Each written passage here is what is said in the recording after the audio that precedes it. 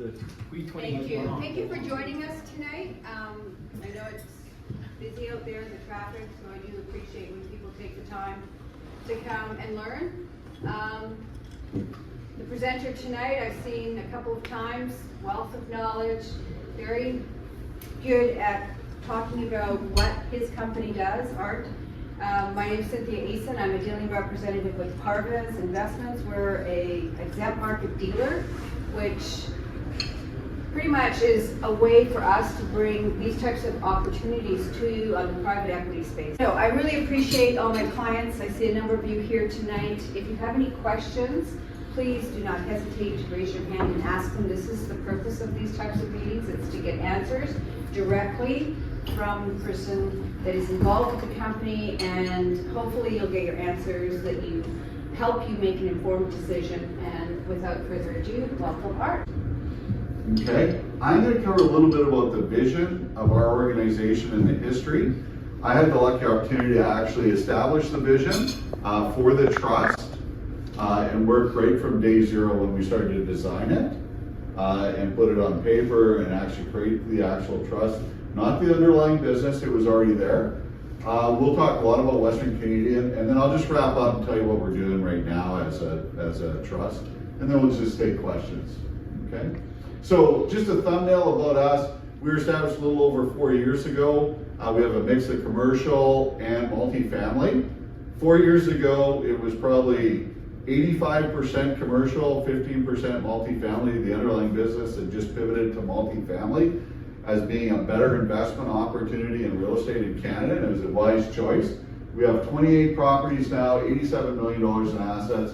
A key thing whenever you're looking at an organization is insider ownership by the management team and the original founders. We have over $13 million in with the management team and basically the original founders that are still in the business. And since inception, we've turned back $2.6 million in yield or distributions to our investors. And right now we're raising $50 million to buy an additional $200 to $300 million in Western Canada properties. And the entire foundation is laid for the company, right? We have strong partners, we have a lot of experience. Now when we bring investor dollars in, we're just buying more cash flowing properties and piling that up. And because we are a trust, we basically turn out the vast majority of that money back to the investors. Because as a trust, if I hold the money, I get taxed at the highest marginal rate in the jurisdiction I'm housed in, which is Alberta, which is 48%. So it's a bad choice for me to keep money from an investor's perspective. I'd much prefer to give it to you, and trust me, CRA has done the calculation that they will get it from you later. Okay? So that's kind of how it works.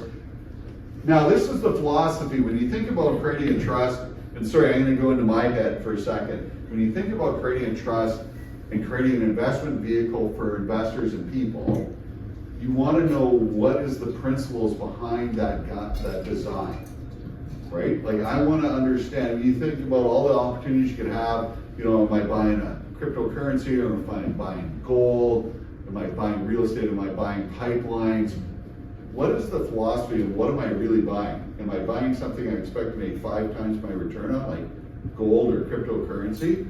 Or am I buying something that I expect to hold for 10 years because it generates a nice dividend, right? And it's accumulation of wealth over time. And you should have a diversified portfolio, right? So when we sat down very first day, I started talking to the team about what are we going to be, right? Like when we sit down and talk to investors, what kind of company do you want to run? What kind of investors do you have in the room? And we focused on income, right? It's like, because as a business, if you're running a sound business and it's generating a good return and profitable, then you're generating income or yield for your cash flow for your investors. So we like to think of ourselves as a safe harbor, okay? Second thing, once that's taken care of, the income side, growth, okay? So, you know, seas are calm, weather's nice, we take the boat out, drive it around a bit, right? Have a good time, right? But that's not number one. Number one is always income, right? Number two, last but not least, we only buy what we call real assets, right? We don't speculate on land, we do not buy land, we do not do construction, okay? We do not do major renovation projects. There's a long list in real estate of what we don't do. What we buy are, we'll call it previously enjoyed housing units or multifamily units. Usually they've been in existence for 3 to 5 years, and we tuck them into our portfolio and we monetize them over a longer period of time. And what does that fancy all mean? Basically, we buy units and we keep them for 5, 10, the idea is 5, 10, 15, 20 years, right? So they become, our focus is generating cash flow off those units and basically long-term property appreciation. We think that serves the investors that we want to come along as best as anybody can. Okay, so that's the philosophy. Why do we choose that? Well, you gotta think about 4 or 5 years ago, where were our heads? The world was chaos, right? I always use this picture because if you think about it, I think about myself as I'm on this journey as an investor in the world of trying to get to financial freedom, right? And that means different things, but for me it means I can do what I want to do, when I want to do it, and how I want to do it. And nobody can tell me different, right? But right now that's a pretty choppy story, right? That's not an easy ride like that boat going on, right? And over those last 5 years, we saw the highest inflation we've had in the last 20 years, highest prime rate, a couple of really serious kinetic wars, right? We've had a lot of political turmoil in Canada, which is unusual because we're like steady Eddie.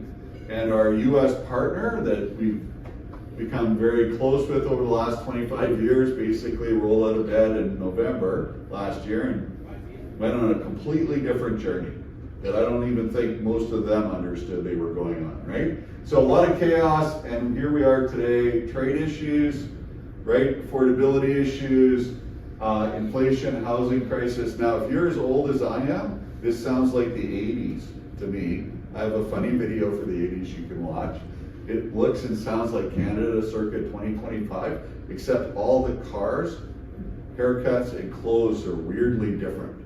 Okay? Okay? And there's a lot of stock market volatility. Recently, the stock market's been great last 18 months. But before that, you didn't know, where it was going. And even today, people don't know what's a winner and what's going to be a loser. Right? So still, as investors, you're trying to figure it out. So that's why we landed on this. Because as a business, if you're doing this, you're going to be in good shape. Right? You focus on income, then worry about growth, and you tie it into real assets, right? I can still remember a friend of mine who was working down in Seattle, and he was working for a company that focused on non-fungible tokens. If you remember what those, that thing had about a lifespan of about 5 years, and they all went away. So that's our focus. Why do we do it? Well, everybody is into this. Whether you're an advisor or an investor, you want to create wealth, you want to do it for your clients, you want to do it over the mid, short, and long term. You come up with all types of fancy strategies, but that's what we're all after, right? So if you thought about that, you thought about our company, the key thing for us is to look at our finances and our financials and our operational performance on a daily business basis. We're not a customer intimacy organization. We are not a product company. We are an operational excellence company. So we look at our AUM. Over the last year, we actually didn't grow our AUM very much because we wanted to we'd grown in the previous year quite a bit, and we wanted to tend to our knitting, so we focused on driving revenue. And basically, year over year, Q2, we drove our revenue up 20% to $2.2 million in the quarter. We drove up our net operating income almost 16% year over year to a little over $1 million a quarter, and we hit all our bank covenants, which is key if you're mortgaging all your properties. We have a weighted average around 75% for all our lending, 83 on the multifamily side, and we use CMHC Select now on every building. On the commercial side, it's very traditional at 60%. So we look at that on an ongoing basis and continuous basis. Here are two of our biggest KPIs that we watch, and this is all about quality of revenue and revenue concentration. Basically, on the commercial side, we're running our assets at 99% square footage leased out.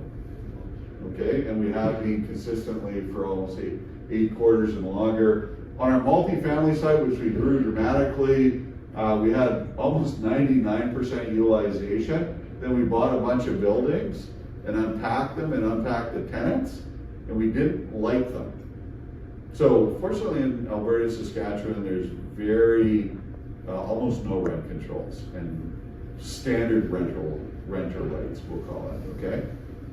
So we didn't like them because the first thing when you own multifamily you want to think about is people, like what we want to do with the building is make money and make it over the long term, and we don't want the building destroyed.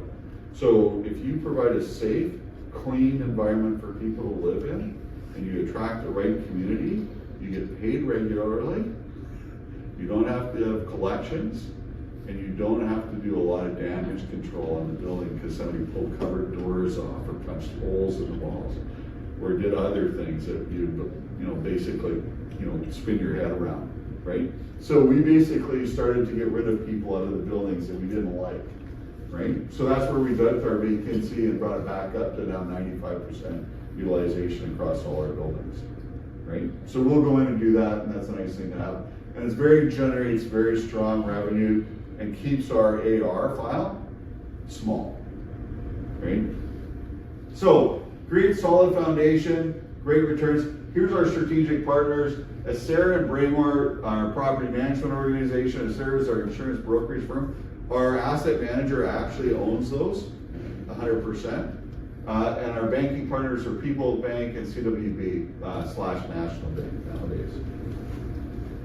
So let's talk about Western Canadian real estate and why we love it.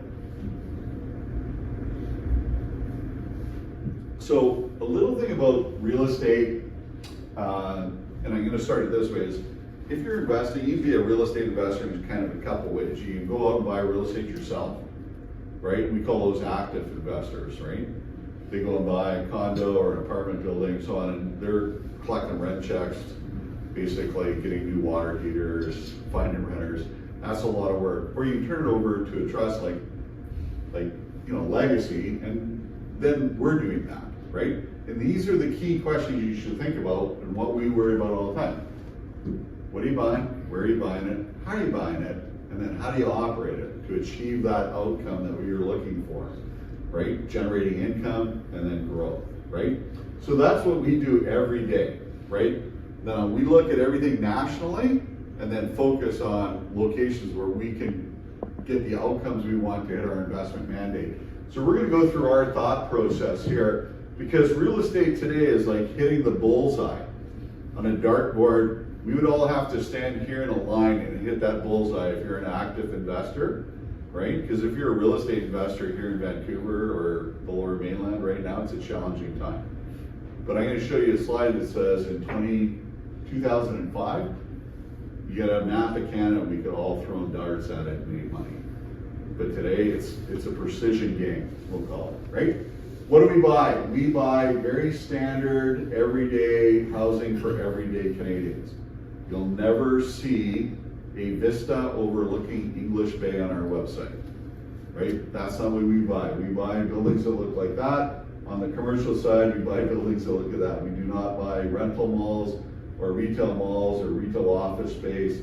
We like buildings where people have to be in them, or something has to be in them, paying a rent check every day, right? And on the commercial side, 77,000 square feet, cap rate 6.75, leased out for 3 years, $560,000 a year in Noy. Bear Crop, if you've ever taken Bear aspirin, same conglomerate.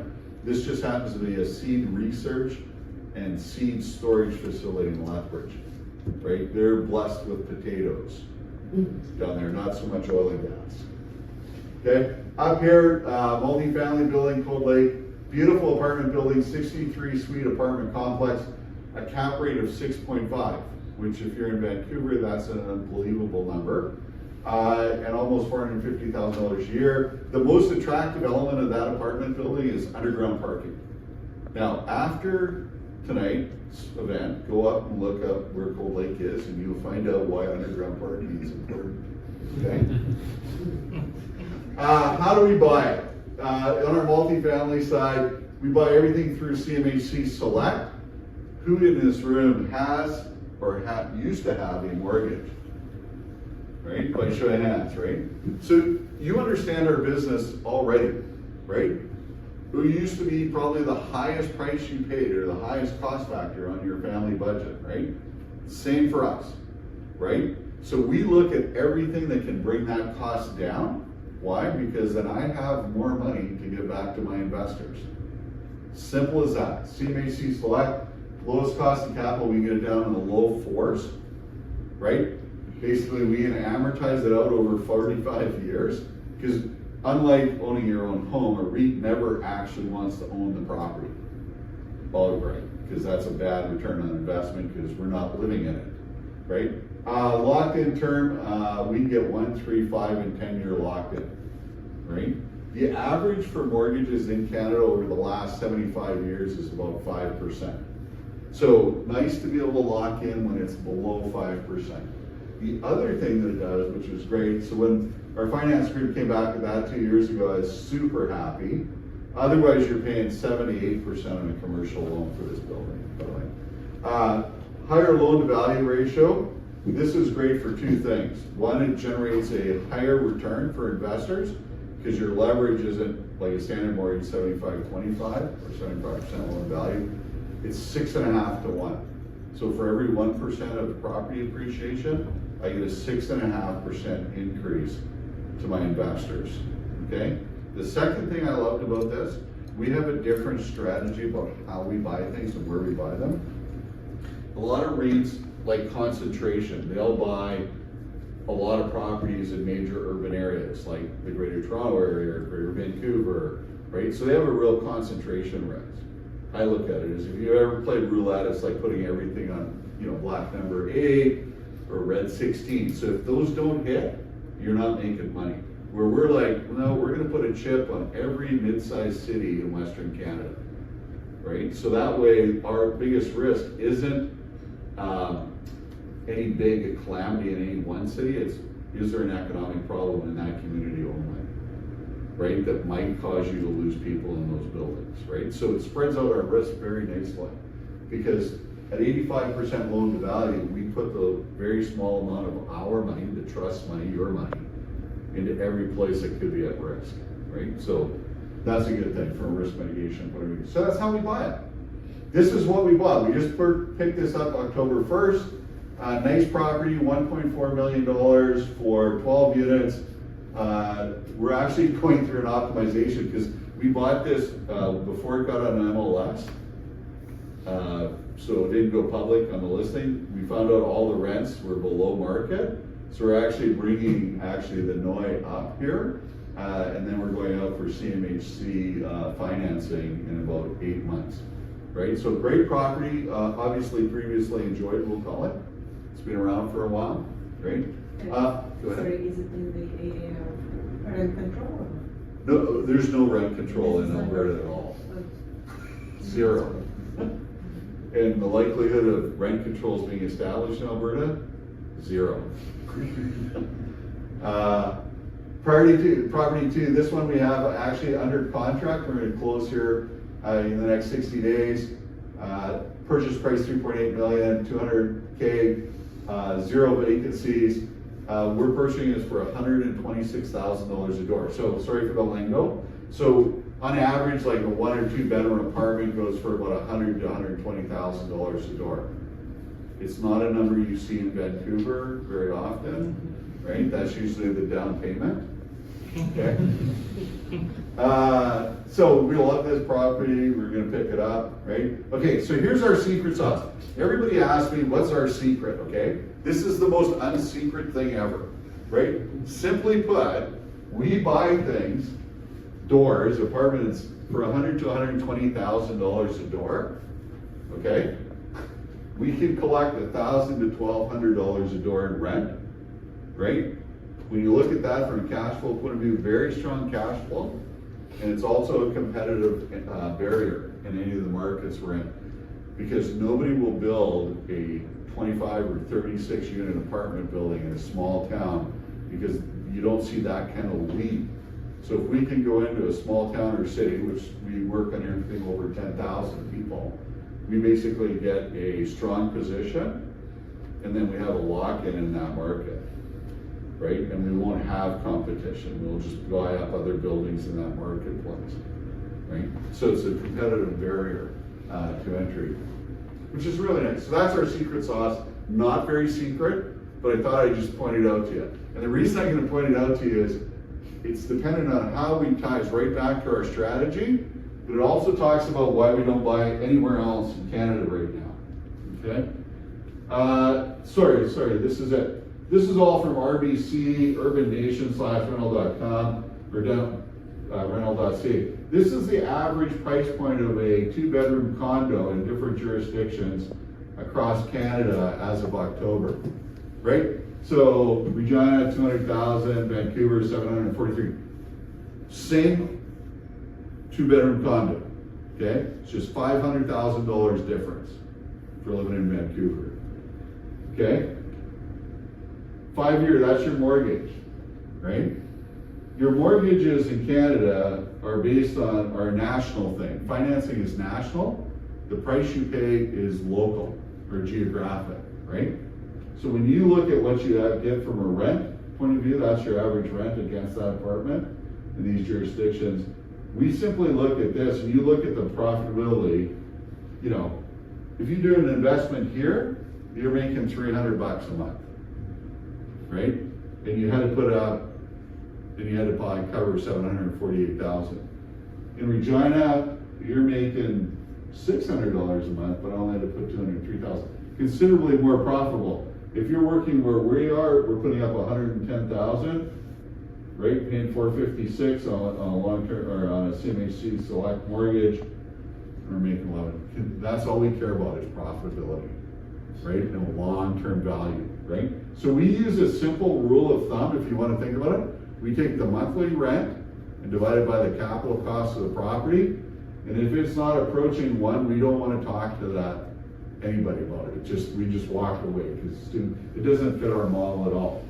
So we'll hang out in Edmonton, Saskatoon, Regina, and the smaller cities in between in Western Canada. Calgary's out of the market. Vancouver, Victoria, Toronto are out of our market. We also don't look at anything in Eastern Canada, and I'll explain that in a second. Okay? Because what we like ties right back to our investment thesis. We like cash flowing properties, right? And when you look at affordability, which we haven't talked about yet, this is a great measure. We use it differently than most people think about it. So what affordability is, and I'll explain it really quickly, it's from RBC. It's what's the average wage, and I'll pick on Vancouver since we're here. Average wage of a Vancouverite versus the cost of an average home in Vancouver, right?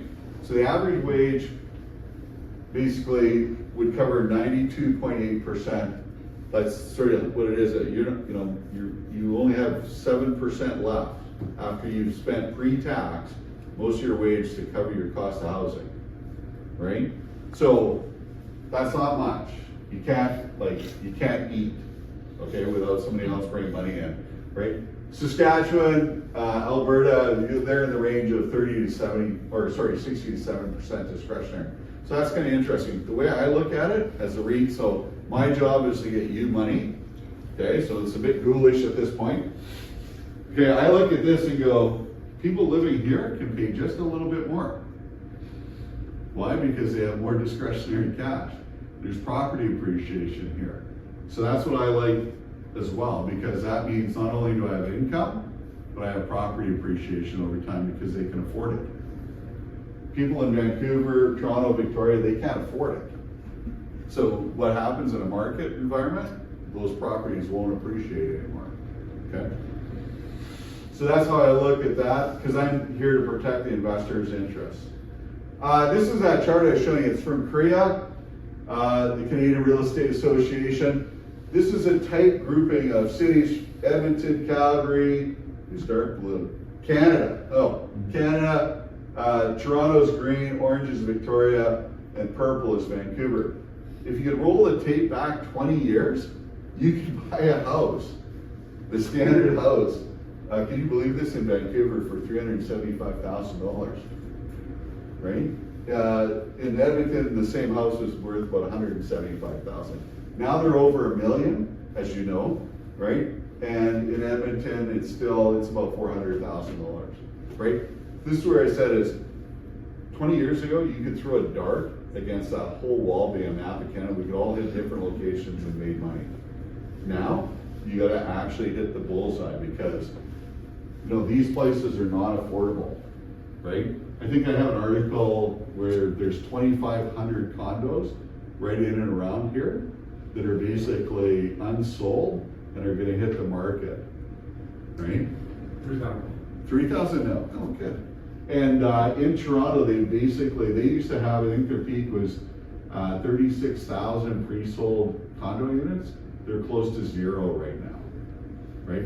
Nobody is spending any money in those cities on that type of real estate any longer, right? And it's because of this map. In Calgary and in Edmonton, actually, I'll show you a rental thing really quickly. Calgary's home builders went to town over the last 18 months, and they overbuilt, believe it or not. But they're like billion-dollar corporations, so they actually when things got rezoned, I think that happened here as well. They took all the communities and started building apartment buildings in them. Didn't care to tell the city because they didn't have to any longer. So they have an interesting problem. So we also track rental rates, right? Because obviously this is our revenue stream. Everything, it's a little different than a year ago. Every major center in Canada is actually seeing a rollover and a reduction in rental rates and revenue. And there's a couple reasons, but remember, real estate is about geography, right? Where you are matters, right? So in Toronto, you've got a problem of affordability. People can't afford to pay $3,000 plus a month for a 500 square foot apartment, right? In Alberta, it's around 2,400. Their problem is they overbuilt it. So it started to roll off. Vancouver is very similar to Toronto. Now, this is what it looks like a little differently. You're seeing actual rent. So that's for those investors that are in those geographies and REITs are in those geographies, is putting a lot of pressure on them from a cash flow point of view, right? Because their rents are coming down. Where the rest of the country, there's coming stabilized. In the locations where we operate, like Red Deer, Lethbridge, Saskatoon, Medicine Hat, and so on, depending on your product mix, you're actually still seeing increases in rental because of the growth that's underlying in the economy. Okay, so we're very comfortable right now, and we don't see a lot of pressure on our rental. We're still increasing rental rates across the board. Just a little bit about Western Canada and why we like it. We did a market study, not including the Lower Mainland and Vancouver Island. There's 310,000 units out there as a marketplace. Like, if you thought about our goal is to be about $1 billion REIT over the next 5 to 7 years. We don't need that many units. It's a $31 billion marketplace on its own right. The areas that we operate in, there's very little competition. If you're buying property in North Battleford and you have $14 million of multi-user family coming available, there's nobody else in North Battleford who will buy your properties. And there's no large Canadian REIT that will buy them either, because they don't like to get outside of Toronto and Calgary because it doesn't fit their model, right? So we have very little competition. And you might go, well, why wouldn't somebody else buy them? Well, usually the owner-operator we pick up properties from is either the first or second owner of the building, and they've just said they want to retire. And their kids don't want to own the properties or do the maintenance or anything like that, so they want to get out. So we pick a lot of things up on succession. I'm going to switch and tell you also why Western Canada is a great place to do business and from a growth point of view, just to underpin everything we've been talking about, right? Alberta, Saskatchewan, $562 billion economy, so quite large, larger than BC's economy, larger than Quebec. The only sort of economy we're not larger than is Ontario. Highest growth rates in Canada. Good old Saskatchewan. By the way, I was born and raised in Saskatchewan, so they threw a 3.4 year-over-year growth rate out in 2024. That was impressive. Most people from Saskatchewan that you see are from Saskatchewan because it didn't grow for a long time, right? We call ourselves the lost generation. So they're actually growing quite nicely now, to over 2%, right? 6.1 million people. Alberta's now over 5 million itself. Right? Crested through that. So you're have a lot of growth, right? Also, this is kind of the interesting thing when I went through all this, it's all from RBC. highest GDP contribution per person. So, and I don't mean a little bit, right? I mean considerably. On Ontario, you know, we're talking about a $22,000 spread, like 25% better, right? Considerably higher than the Canadian average. Now, when I look at that, I go, they can just pay a little bit more for rent, property appreciation. I'm always thinking about how I'm gonna be making money, right? For you. So that's key. I'm a pessimist with an optimistic view of reality, we'll call it, right? Or a pragmatist. US-Canadian trade relations is challenging. Yeah, it's kind of very, I actually feel sorry for Ontario. They're going to be going through a lot of hell, going through with all the auto plants that are going to close and stuff. But for Western Canada, this can actually be a bit of a silver lining. One is the free trade aspect between provinces. The other aspect is Western Canada is all about resource-based economy. Regardless of what people want to think about, it is a resource-based economy. Fun fact, 85% of all fertilizer used in the United States by farmers comes from one location. It's called Saskatchewan. Right? Pardon me? Yeah. So, you know, if you sometimes one you ever thought about how could we ever get back at them? Double the price of potash. Nobody's growing corn in the United States is very unhappy. Right? But yeah, no, unbelievable amount of resources that we send to the United States every day. And we can send worldwide.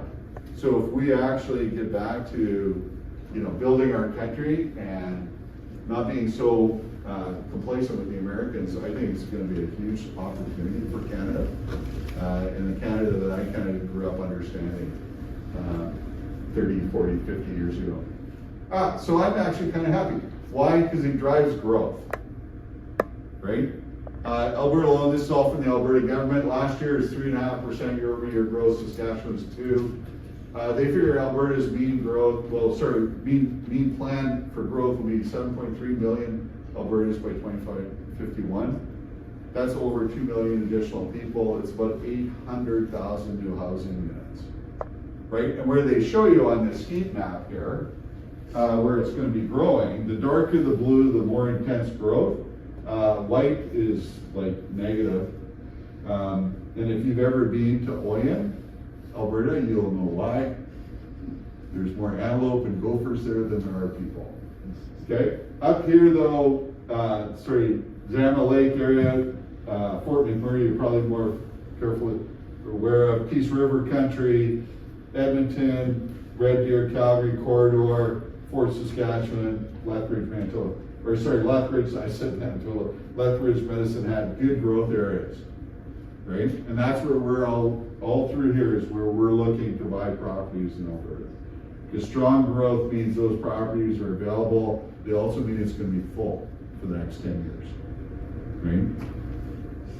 Just a little bit, once to wrap up why we shop in Western Canada pretty exclusively. All the reasons we talked about it, and it's a pro-business environment. Right? There's no sort of renter's rights like you have in BC. There's no rent control, right, to speak of. We don't shop in the Maritimes. Smaller economies, very low growth, smaller population, rent controls, and lower GDP per person rate. So not good if I had to work there, it would be, you know, challenging, right? Because less money, less people, less opportunity for investors. On great vacation properties though, I will say there isn't out there. In Ontario, it's all about it's unaffordable. Very slow growth rates, rent controls, and they economically are suffering. And they have, like last year was less than 1% growth, or for this year, 1% next year at best. Okay, so that's why we're not looking at any of those locations. Just a little bit about value creation, and I'll wrap this up on real estate. So when we acquire a property, this is how we make money for you, if you want to think about it. We start at day one by looking through Western Canada and that marketplace for everything that we can buy that's not listed. Okay, and we do it through our broker network of realtors that we have through Brainwell. Why? Because that gives us the best opportunity to buy a product before it gets on the marketplace and sign the best deal for the buyer or seller and ourselves, okay? So that's where we start. Once we've sold the deal and we've got that sort of packaged, we look at the financials, because it's not a new build, so we'll know what the rent revenue is over the last 3 to 5 years. We'll know what their cost profile is, we'll know who the renters are, and it has to fit inside that fiscal model where we generate a certain return that we're looking for that's cash flow positive. So that's number 2. Once it gets through that gate, if it's a go, we actually look at the engineering on the building, right? Do I have a cracked foundation? Right? Is the boiler shot? Is the roof done? Like whatever is going to cost me money. What's the condition of the suites? Right? So we look at that. All those pass, we buy the property. Okay? Our goal when we buy a property is to break it up to a certain level of service and standard of operation that we can get a 95% occupancy rate on a consistent basis and hold market rates on rent. That's our goal. So that means safe, clean, good looking, but not excessive, right?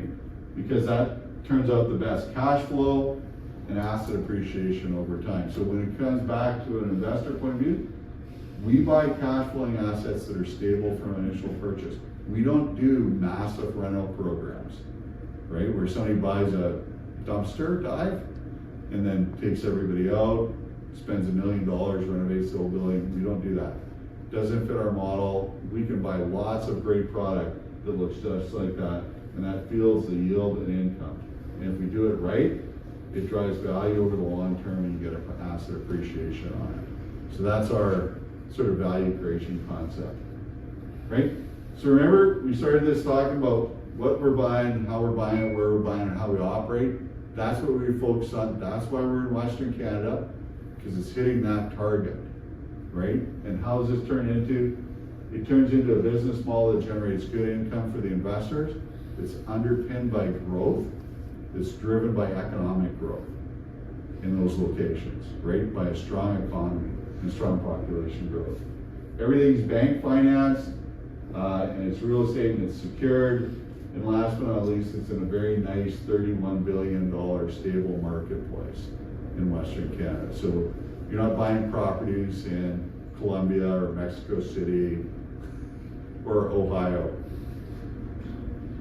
Okay, so that was all about what kind of real estate we buy. So I'm just going to wrap up, talk a little bit about trust, and then take questions. So, as I said, we're out raising $50 million.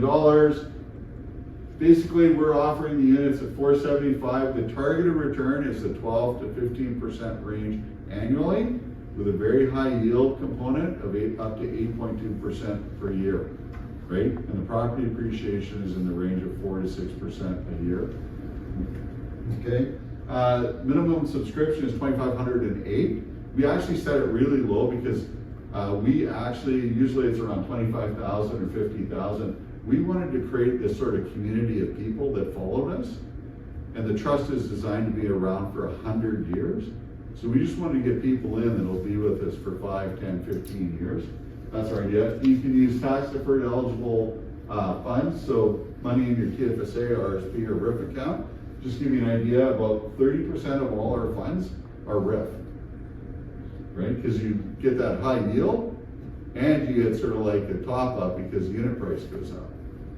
So it's a nice bonus. The other 70%, 65% are RSP, TFSA, and we have a little bit on the straight cash side. We do a drip reinvestment program. So all that distribution you get quarterly comes out and can be automatically reinvested.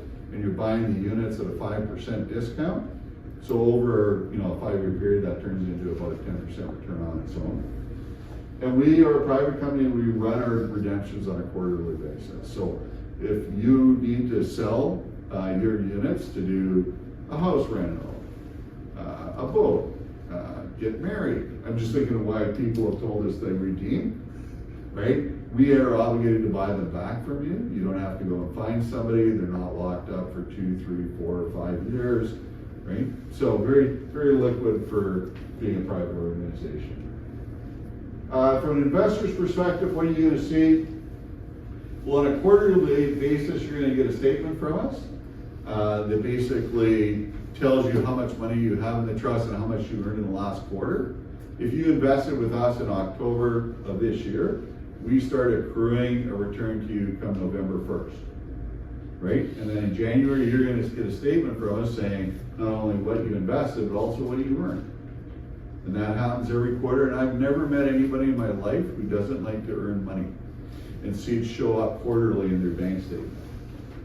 On a capital appreciation point of view, unless we have a special event, we look at our unit price on an annual basis, look at the asset pool calculation, run it past our external auditors, KPMG, run it past our bank, make sure everybody's comfortable, and then we set our unit price. Okay, and that's how you get 12 to 15%.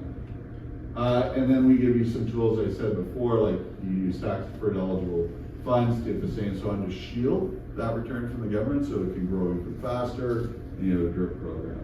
So that's how it looks to you. Just to wrap it up, this is my favorite slide. I found it about, it's gotta be, I probably should go look for it again. About 10 months ago. It's from Harvard or Oxford Economics. These are really smart guys, way smarter than I am. They took about 10 of my slides and turned it into one. Along the bottom is the jurisdictions in Canada, and they have that affordability index. And what they identified in their study of housing affordability was obviously Regina, Saskatoon are all very affordable.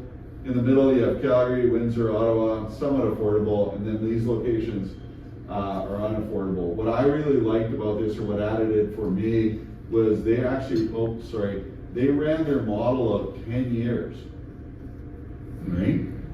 And they were still saying these jurisdictions were going to be unaffordable in 10 years from now, right? So there's only two ways to make housing affordable in this country, period.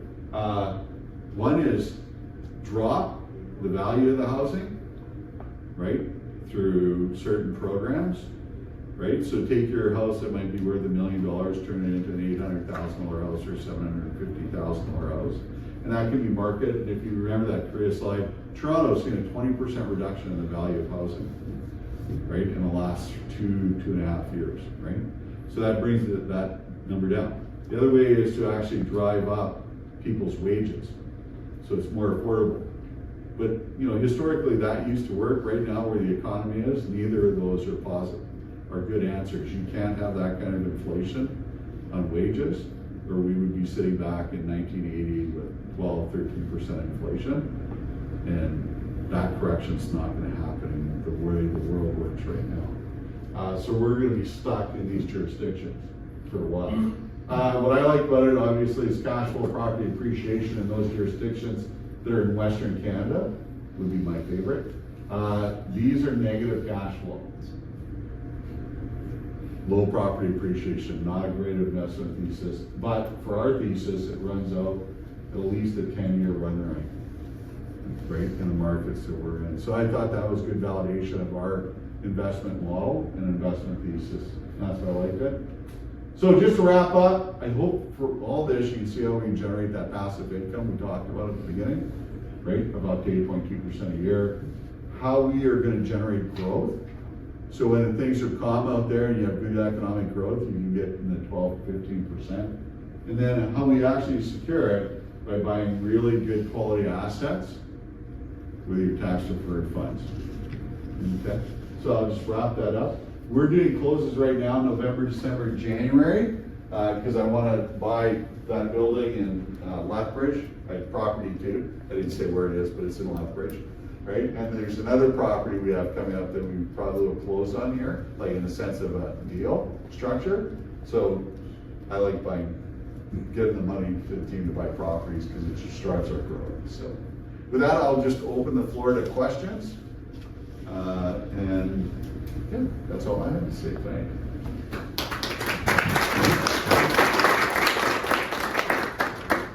What's the minimum investment and how long you keep the inventory? So $2,508. Okay, and if you want to have a fun discussion around CRA, I'll explain the $8 part. Okay. Afterwards, I don't think everybody needs to understand CRA that much. We keep the properties generally as long as they're operating in the performance area that we like, right? So we just have think of it this way, we just have a model that we expect the property to perform to. And if it gets outside that model for very long, we'll probably look at monetizing it. Or if we actually we did sell some properties about 18 months ago. We had some older, believe it or not, 6-plexes that we sold because we made really good money on them, like appreciation wise, and then we bought a 24 and a 36 plex with it, or 24 and a 36 unit apartment building. So we'll just look at, can we get better, and you don't have to worry about that. That's our job, to basically make the portfolio as efficient and as low as risk as possible. Okay? And there's no time horizon for us. Like I said, we're set our mandate, first mandate's 100 years. So the founders and like the management team when we got together, that's why it's called legacy. We want it to be here long after we've left. Okay. Thank you so much. Well, thank you for coming. Other questions? I have one. Sure. In terms of optimization of the units, how far do you go? Do you repaint, change the appliances? What's the model? Basically, we will look, the model's kind of pegged to what the local price point is and the local thing. Usually what we do is we just go in and freshen up a suite and look at how far behind, because what we're buying is generally fairly good properties. They'd be maintained, because a lot of them are owner operators. And they maintain them and they know everybody in the building. So we basically just freshen up the suite on turnover. So we're just rolling a little bit on a basis. We do not, if we think there's a major problem in the building from we got to rent out 12 suites, we're not touching it. There's better buildings to buy that don't have that capital footprint. Great question. Thank you. Yes, Cynthia. Do you want to touch just a bit on the tax component if you invest cash? Is there a tax benefit from, because it's a mutual fund trust? Well, on the okay, so this is a bit of a complex space. First I'll go, I am not a tax lawyer or a tax accountant, so please consult your tax accountant for yourself. Disclaimer. So on the cash side, everything is considered income. But this year we're actually doing an income return of capital. We're introducing that and actually setting it up. So as I learned through talking to the tax accountants, we're going to be able to do that such that, say if you added, your return was 10,000, right, for the year, and we had apportioned income return of capital 50-50, 5,000 of that would be taxed as income if it was outside of TFSA or an RSP. The other 5,000 would not be taxed, would be tax deferred as return of capital, which basically means the cash is still in your account and you don't get taxed on it, and your cost base on your unit will drop, your holdings will drop by $5,000. So we're going to actually introduce that this year. Okay.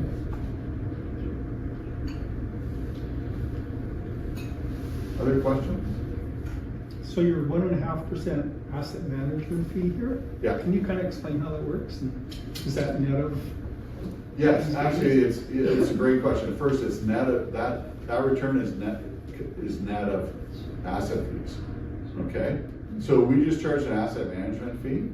We don't do any performance bonus sharing. So sometimes we just went for a very straightforward formula of 1.5% of assets under management, or 1.5% of assets under management. And then anything you get on property appreciation, we get nothing.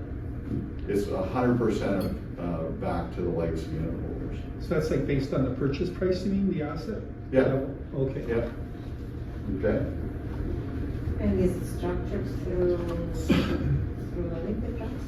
Yes, we use Olympia Trust. There's Olympia Trust, Odyssey, Western Pacific Trust, and something called Agora, which is one group only. Yeah, we use a number of different trusts. And RBC. Good question. Yes. So I presume you must have local property managers? Yeah, we have resident managers in a number of locations, yeah. And how do you monitor their performance? Like, how do you keep a close eye on these places, right, to make sure they're not kind of going to heck? Oh, okay, so from a financial point of view, we have very good control over that, like, because it doesn't require a physical sort of route. But on the property side, Fraymore, who's our property management organization, they'll do a tour on a quarterly basis of those properties and make sure that they're in the appropriate condition by the resident manager, right? No different than like a sales ride along, right? They'll go out from head office and go and physically see the properties and go through them. They just did one actually 2 weeks ago where they took the portfolio manager and the property management side went out and saw probably 75% of our properties over 4 days. Started off in Estevan, Saskatchewan, and drove all the way to Edson and Cold Lake and back to the Lethbridge in 4 days.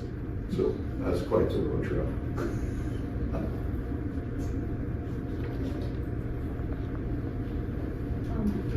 Yes. Yeah. So those figures that you showed regarding population growth, how recent are they? Do they Oh, have- they would be as of like March of this year from the government of Alberta. So is it their forecast for Yes. population growth? So they account for the government policies regarding the immigration Yep. and they also account for the drop in birth rate in Canada. Yeah, I'm just curious where the growth comes from if everything drops actually. Well, the biggest growth that's driving like Alberta and Saskatchewan is basically jobs. Interprovincial. Yeah. And people come into the country because they can get high-paying jobs in these locations. And lower cost of living and a higher standard of living. And all the, everything that's, unless it's, these numbers come from us, but if you go back for just about everybody, I'll just go back. I'll just go back here a bit. Sorry. This is,